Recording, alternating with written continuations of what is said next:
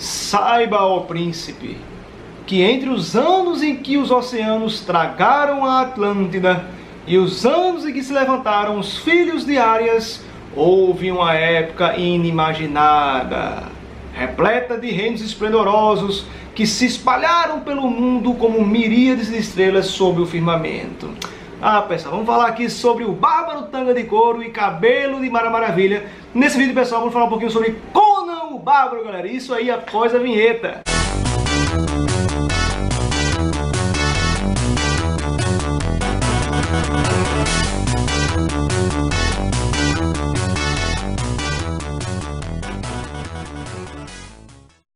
Vamos falar um pouquinho aqui sobre Conan o Bárbaro, pessoal.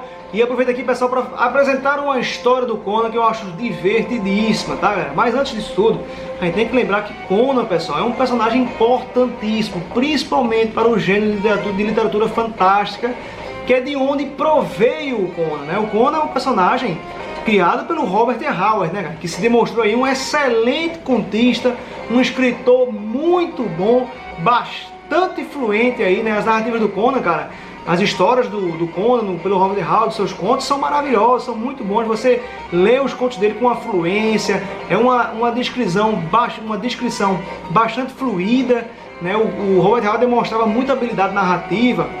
Ele conseguia tanto, cara, descrever batalhas campais envolvendo vários exércitos, como batalhas individuais mano a mano com o Conan lá, também com toda a sua poesia. Ele conseguia realmente descrever muito bem todas as situações com o Conan, controlava muito bem as histórias, tá? Então, galera, as histórias do Conan pelo Robert E. Howard devem ser lidas para quem quer conhecer o personagem mesmo. O que acontece, galera? Um amigo meu, ele me perguntou se eu não poderia fazer um vídeo, né, e apresentando de forma como é que se leria Conan de forma cronológica aí. É muito difícil isso, porque realmente o Robert E. Howard em seus contos, né, ele não escreveu o Conan de forma cronológica, ele não seguia uma linearidade na história dele, né? O Robert E. Howard, ele escrevia os contos de Conan com saltos temporais, tá? Um conto se passava com Conan já mais velho, Conan já rei da Aquilônia, que é o maior império da era iboriana, né, na era do próprio Conan. Então a primeira história do Conan, que, galera, eu indico muito essa edição aqui da Conrad, tá? A Conrad lançou aí os contos compilados do Conan, tá? Então são 2 volumes. Esse volume aqui, ele pega os primeiros contos lançados pelo Robert E. Howard, e o segundo volume pega o restante dos contos do Robert E. Howard do Conan, tá, galera? Então é uma edição muito massa, gostei pra caramba, e comprei isso aqui faz muito tempo, já li isso aqui faz tempo e continua muito bom, tá, galera? Eu indico aí. Então, o que eu digo? Eu digo pra esse meu amigo, ó, cara, se você... Porque assim, não dá pra ler, de fato, Conan de forma cronológica fácil, porque o Robert E. Howard mesmo, ele escreveu as histórias, como eu falei aqui, de forma saltando no tempo. Então tem histórias que o Robert E. Howard escreveu com Conan novo, Conan jovem, como um bárbaro ali, como um guerreiro, né, cara, como um ladino e tal. E tem histórias que ele já dá um salto temporal sendo rei, já mais velho, né? Então não dá pra... Agora sim, você pode ler as histórias do Robert E. Howard, isso se tratando dos contos originais do Robert E. Howard, tá? Do Conan. Você pode ler os contos do Conan e aí você vai montando esse quebra-cabeça cronológico escrito pelo Robert E. Howard do Conan. Aí você pode fazer isso e aí você segue na linha lógica de cronologia, você faz isso e pode ler de forma cronológica aí o próprio personagem, tá? Agora, se você for para os quadrinhos, aí já é outra história, né? A editora Dark Horse, ela pegou os direitos do Conan, Dark Horse, e começou a lançar as histórias do Conan de uma forma cronológica do que eles entenderam do Conan do Robert E. Howard. Então eles foram reeditando, né, e relançaram Conan de uma forma cronológica pensada pelos autores da Dark Horse na época, né? A Dark Horse começou a trabalhar com Conan, né, em 2003. E aí você tem aqui, por exemplo, esse quadrinho aqui, ó, Conan nascendo como de batalha, que é onde Kurt Busiek, ele reimagina aí, né, a origem do Conan, né? Quando o Conan nasceu. Então ele escreve aqui a infância do Conan, como foi o nascimento do Conan, que foi nascido no campo de batalha, naquele momento muito tenso, né, muito nervoso lá. E aqui você tem realmente uma ordem cronológica aí que a Dark Horse fez com o Conan, mas aí é pelos autores da Dark Horse lá, os caras contratados para escrever, tá? Não é exatamente o que o Robert E. Howard tinha pensado cronologicamente para o personagem aí, tá, pessoal? Mas antes mesmo da Dark Horse, né, era o Conan aqui para Dark Horse, eles fizeram umas histórias seguindo uma certa cronologia deles. A Marvel Comics, muito tempo antes, né, eles tinham pego o direito dos personagens. Roy Thomas, né, que é um dos editores da Marvel Comics na época aí, ele é um roteirista e tal, e ele trouxe o Conan pra Marvel e escreveu bastante coisa pro Conan, cara. Na verdade, a Marvel Comics pegou o Conan na década de 70, né? Em 1970 foi lançada a revista Conan o Bárbaro, né? E fez tanto sucesso que a Marvel teve que fazer uma outra publicação, outro título com o Conan, que chamou de A Espada Selvagem de Conan, tá, galera? Que é The Savage Sword of Conan, né? E aqui no Brasil foi a tradução literal, que é A Espada Selvagem de Conan, tá? Aqui também foi trazida o Conan o Bárbaro. E a Espada Selvagem de Conan foi a partir de 1974, em 74 foi que a Marvel começou a fazer as histórias nesse título novo chamado A Espada Selvagem de Conan. E é justamente nessa edição da Espada Selvagem de Conan número 68, isso, a edição 68 da Espada Selvagem de Conan, que eu vou fazer aqui, galera, uma breve resenha de uma história muito boa aqui, que é a história chamada Lotus Negro, tá, pessoal? Lotus Negro é a história que eu vou resenhar aqui, galera, porque é o seguinte: as histórias da Espada Selvagem de Conan são muito boas, cara. As histórias geralmente eram escritas no começo pelo Roy Thomas e depois passou entre outros roteiristas, tá? Os desenhos no começo eram feitos pelo João Buscema, que diz para os comentários, o Alfredo Alcala, que também é outro cara que desenha pra caralho. O Conan passou por uma mão de vários ilustradores de nome, cara. Gente que manda muito bem, tá? E aí, galera, vamos lá. Vamos começar aqui com o Conan, o Bárbaro. A Espada Selvagem de Conan, no caso, Lotus Negro, pessoal. Essa história aqui, galera, ela é muito legal, porque já começa com o Conan, ele indo para uma área da Estígia. Esse continente de Estígia é um continente bem grande, né, permeado de feiticeiros que mexem com magia e tal, né, ocultismo. E aí o Conan, galera, ele vai se deparar numa área portuária de Kemi. Então essa área portuária da cidade de Kemi, que são coisas na Estígia ali, nessa área do porto de Kemi, existe uma atividade de tráfico de drogas muito grande. Então essa área portuária de Kemi é uma área de nóia, porque lá o tráfico de droga rola adoidado, cara, tá? E por que Lotus Negro? Né? Por que esse Lotus Negro? Porque a droga, ela é extraída justamente dessa planta da Lotus Negro. Essa Lotus Negro, se você saber trabalhar ela, extrair ela, a sua essência, daí você produz um barato muito louco. Você faz uma droga alucinógena aí que pega a galera de vício mesmo. É o crack da Ereboriana aí. E aí chega o Conan lá, a galera já chega nessa área portuária, onde nesse farol, nessa área portuária, nesse farol, reside aí um tal de Malas. Esse Malas é um líder um dos líderes das quadrilhas que traficam essa droga extraída da Lotus Negro, né? E aqui o Conan já está chegando com um pacote aqui misterioso, uma sacola, um saco misterioso aqui, e 3 cabinhas aqui, 3 babaquinhas. Eles são simplesmente 3 capangas do Malas, que ficam ali fiscalizando quem chega na área portuária, né? E já chega o Conan, sempre moral, sempre fodão, sempre o pica grossa. Chega lá o Conan com um capuz, escondendo sua face, chega com esse saco aí misterioso. Aí os caras perguntam: o que é que tem nesse saco aí, meu irmão? Você vai passar por aqui sem mostrar o que é esse saco. E se for algo de valor, vai ter que repartir com a gente. Os caras já são desaforados, pra cima de quem? Pra cima do Conan, já começaram cometendo um erro aí, né? E aí o Conan, pessoal, como sempre, muito sério, muito decidido, muito sem medo. Ele fala aqui, ó: eu não tenho negócio a tratar com o seu... Eu tenho um negócio a tratar com o seu mestre. Leve-me até ele ou saia do caminho, né? Aí os caras, oxê, pra tratar com o nosso mestre, tem que tratar com a gente antes aí, ô maluco. Aí o Conan, cara, esse gordinho aqui, ele é bem desbocado. Tem um gordinho aqui que ele é desbocado pra caramba. Ele pega e fala aqui, o gordinho, ó. Ele ouve quando fala, né? Ele ouve quando diz. E aí fala aqui: vejamos o que tem nesse saco primeiro. Aí outro cara, esse baixinho aqui fala, ó, o cara cocoradinho aqui, ele fala: se for objeto de valor, nós vamos querer a nossa parte. Os caras estão desbocados do Conan. Esse cara não sabe o que é o Conan que tá chegando aí, né? E aí o Conan se mantém, velho, imperturbável, né? Se mantém ali firme e diz que não vai mostrar nada para esses caras, porque o negócio dele é com o chefe deles, né? Ele continua irresoluto e diz: ó, o meu lance é com o chefe de vocês, velho. Não vou mostrar nada não. Vou mostrar o que eu tenho aqui para o seu chefe e nada mais. E aí os caras, né, velho, insistem na parada e começa aí, né, cara, uma confusão, né? Vocês veem como o Conan é tão fodão que o baixinho chega e mete uma paulada por trás aí. Ele mete uma paulada na cabeça do Conan por trás, cara. O Conan só faz isso, ó. Ele bate com uma pedaço de pau, o Conan só vira assim pro baixinho. Nossa, o baixinho treme na base, né? Depois disso, né, galera? Ó, Depois disso, o Conan só vira pro baixinho aqui, o cara, ó. O Conan já vira o olhar fuzilando o baixinho que meteu a porrada por trás aí. O baixinho fica com o dente de Mônica. O baixinho com o dente de Mônica fica aí tremendo na base, né, lascado. O Conan pega, ergue ele com um braço só, o Conan. E exige que eles levem ele até o chefe, o Malas, cara. E aí os caras recusam e o Conan pega o baixinho, usa o baixinho aqui como... né, ele joga o baixinho como se fosse um saco de batata na parede aqui, ó. Joga o baixinho como se fosse um saco de batata, saca a sua espada e começa a verdadeira confusão aí. Olha como já começa essa história, galera. Já começa na ignorância, na agressividade, no estilo Conan mesmo, né? E aí... os caras insistem, um gordinho aí trocando, né, espadada com o Conan. O Conan pega o baixinho que ele tinha jogado para trás, ó. Ele pega o baixinho novo que ele tinha jogado para trás e usa o baixinho como tacape. Ele pega o baixinho, usa como tacape e já acerta a cabeça do baixinho no fio da lâmina do adversário, ó. O gordinho, ó, fica até surpreso que ele mete a cabeça do baixinho na espada do gordinho aqui, ó. O cara morre aqui mesmo, cara. E depois o que o Conan faz? O Conan avança pro gordinho que ficou ainda com cara de cu ali, né, mano? E aí ele avança aqui, ó.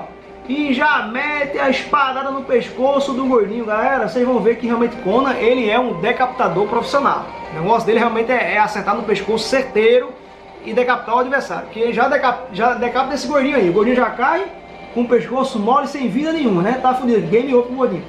Fica só esse cara aqui, que é um tal de Boros, que ele vê, né, cara, que não tem como fazer nada contra o Conan, né? Ele vê que chegou o Conan lá, meu irmão, cabelo de Maravilha, tanga de couro, venceu todo mundo já. E aí o cara, não, me implorando pela vida, aí o Conan usa ele como refém. Lógico, o Conan é esperto, né? O Conan usa ele como refém e obriga que esse cara leve ele até o chefe Malas. Porque o Conan ele é muito espirituoso, tá? O Conan, de fato, não é aquele Conan do Schwarzenegger, cara. Aquele Conan do Schwarzenegger do filme, Conan Bárbaro. Não tenho nada contra o Schwarzenegger, eu até gosto do filme, mas aquele Conan do Schwarzenegger é um Conan monossilábico, tá, galera? É o Conan Cigano Igor, é o Cigano Igor com a espada longa na mão, né? É um Conan que não tem nenhuma expressão. Mal fala 2, 3 palavras, né? O Conan, tanto da literatura original do Conrad, como dos quadrinhos da Marvel e até mesmo da Dark Horse depois, é um Conan muito mais espirituoso, cara. É um Conan que consegue expressar muito mais sentimentos e fala muito mais abertamente, tá? E aí o Conan é, né, levado por esse cara, que é um tal de Boros, para dentro do farol, onde lá está oculto o chefe Malas e seu restante da quadrilha, né? E aí é engraçado que aí chega aqui, ó, nessa página aqui, o Conan chega lá com o Boros, aí o Boros é obrigado a falar uma senha, né? Aí o Conan fala, dê logo a senha aí. Só que o Boros fala a senha e os caras dentro do farol ficam estranhando, não quer deixar o Boros entrar, que viram que o Conan tá atrás do Boros. Aí o Conan usa o Boros como uma ariete, cara, ó, ele empurra o Boros pra dentro com tudo. Aí o Boros já entra quebrando a porta aí, empurrado pelo Conan. O Conan já usa o Boros como um ariete, derrubando a porta dos caras. E os caras ficam logo assustados, né, velho? Entrando assim do nada um cara desse, né? Com uma agressividade dessa. Os caras sacam, todo mundo saca a arma aí. E o que é engraçado aqui, galera, que nessa história, como essa história se passa numa área portuária da Estígia, né? Nessa cidade de Kemi, não sei o que acontece, mas sempre tem um papo de tubarão aí. Esses caras aí da quadrilha do Malas, eles têm uns tubarões que eles cuidam desses tubarões aí nessa área portuária. E o tempo todo eles fazem esse tubarão. O tempo todo eles ameaçam alguém de jogar pro tubarão. Então me parece que esses tubarões, ou eles vivem famintos, passando fome, ou esses tubarões sempre vivem gordos, com sobrepeso, de tanto comer, porque esses caras vivem, né, ameaçando uns aos outros de jogar pro tubarão, né? É a terceira vez ou quarta vez que alguém fala que vai jogar o Conan pros tubarões, cara. O Conan já tá cansado de ouvir essa conversa desses tubarões aí. E realmente na história é mostrar que tem esse tubarão mesmo nesse tanque aí. Tem um tanque nesse porto aí, no área, que tem os tubarões lá, que vai aparecer aqui e mostrar pra vocês. E aí os caras, no primeiro momento, querem confrontar o Conan. Mas aí o Conan, que não é o monossilábico do Schwarzenegger, ele fala que antes deles se confrontarem, ele fala que vai mostrar o que finalmente ele trouxe para entregar para o chefe Malas, que é o líder desses caras aí. E aí, cara, o Conan decapitador mostra que realmente é bom no que faz. E ele já, cara, saca aqui do saco, né? Ele tira do saco aí, saca do saco, foi ótimo. Ele tira do saco aí, cara, a cabeça de um líder de quadrilha rival, né? De um líder rival de outra quadrilha que também trafica aí a muamba da Lotus Negro. E é um tal de Gorshan, que ele mostra aí para os capangas do Malas, né? E aí, visto isso, os capangas do Malas, né, cara, eles se convencem mesmo, né? Que agora o Conan veio para ajudá-lo, já que trouxe aí consigo a cabeça do líder rival, de um dos líderes rivais, né? Que aí vai mostrar aqui o que acontece depois. O Malas, né, esse traficante-chefe aí, Malas, ele tinha colocado a cabeça desse Goshan e do irmão do Goshan, que é um tal de Horobi, a prêmio. Quem entregasse a cabeça dos dois, desses caras aí, recebia uma quantia em ouro. E aí o Conan já tinha, né, conseguido a cabeça do Goshan e estava indo negociar lá para pegar a grana da recompensa com o Malas. Só que o Conan não mostrou logo a cabeça dos caras e se ele mostrasse que era o Goshan lá no começo, ele não tinha precisado matar os outros caras no primeiro. Mas tudo bem, Conan é cana, né, cara? Conan é foda.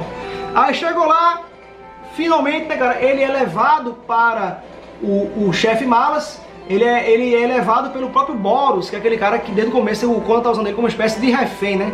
E o Boros leva finalmente o Conan até seu chefe Malas, que tava ali no momento jogando um jogo de azar, um jogo de dados, tá? Tava lá o Malas jogando um jogo de dados com o maluquinho ali, ó. Aí o maluquinho desconfiou do dado, achando que o dado era um dado viciado. E aí o Malas, como é mal é forte, como o Malas é badass, né, cara? Ele é um Malas, né?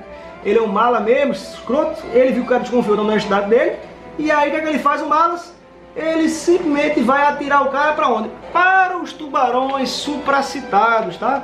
E aí realmente, cara, aqui os tubarões, ó. Tem uns tubarões aí nessa região portuária que são sempre citados, que estão com fome, que estão esperando alguém para virar refeição. Eu não sei se esses tubarões passam fome ou se eles comem o tempo todo, porque essa cidade é extremamente violenta e os caras vivem se ameaçando aqui, né, cara? E aí tá, o Malas, né, observa que o Conan trouxe a cabeça do Goshan, que era um dos líderes da gangue rival, da gangue Shemita, né? O Goshan era um dos líderes e o Horobi continua agora sendo o líder da gangue Shemita, que é a rival direta do Malas, né? E aí o Malas vê a cabeça, né, do Goshan, né? Ele constata que realmente o Conan trouxe algo de muito valor, né, para ele. Aqui a cabeça do Bob Goshan. O Goshan foi morto pelo Conan, né?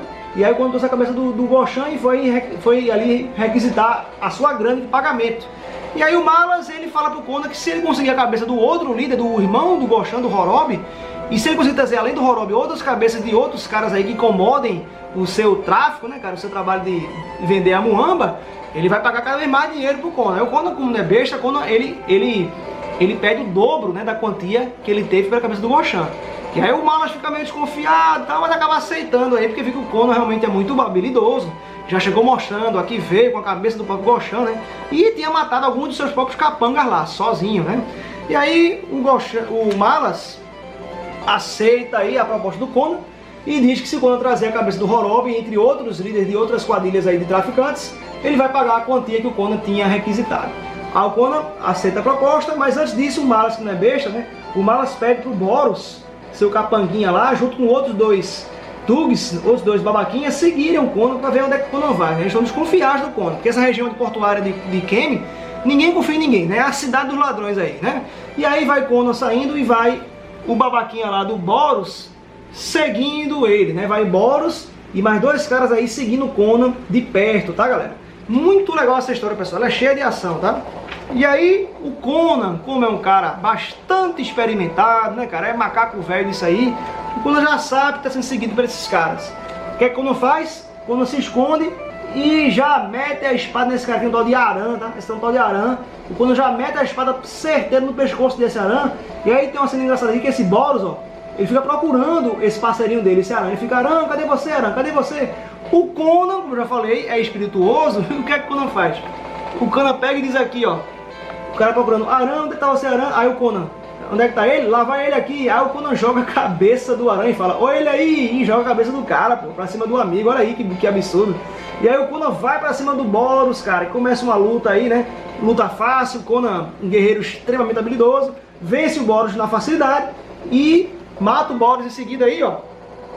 Aqui ele mata o Boros. Ele joga a cabeça do Aran pra cima do Boros, depois mata o Boros numa luta rápida e depois fica só um careca lá procurando o Conan, né, cara? Ó, careca aí procurando o Conan. E galera, vê que como o Conan aqui é esperto, né? Tá trovejando, tá tendo barulho aí de trovão. Aí o Conan aproveita o barulho, né? E se movimenta no silêncio dado pelos intervalos do trovão, né, cara? E aí ele já chega aqui, ó, dá uma trovejada aí. Dá uma trovejada e ele... Aqui dá uma trovejada e ele aproveita aqui, ó, e já mete a faca no busto desse careca. E depois ele também, o que? Decapita o careca aí. É o decapitador, o Conan, cara. Já mata esses três caras que estavam seguindo ele. Depois disso, cara, o Conan, ele vai se encontrar com o tal Goshan lá, que é o líder da quadrilha rival do Malas. Ele já vai aqui com as cabeças aqui ensacadas. Então já vai Conan com mais cabeças sacadas. No caso, a cabeça daqueles três capangas do Malas. E aí, munido disso, cara, o Conan vai agora fazer uma negociata aí com o Goshan, com o Horobi, que é esse caolho aqui, tá? O Horobi é esse caolho aqui, que é o irmão do Goshan que ele tinha matado, né? Só que o Conan fala pro Horobi que quem matou o seu irmão, o Goshan, foi o Malas.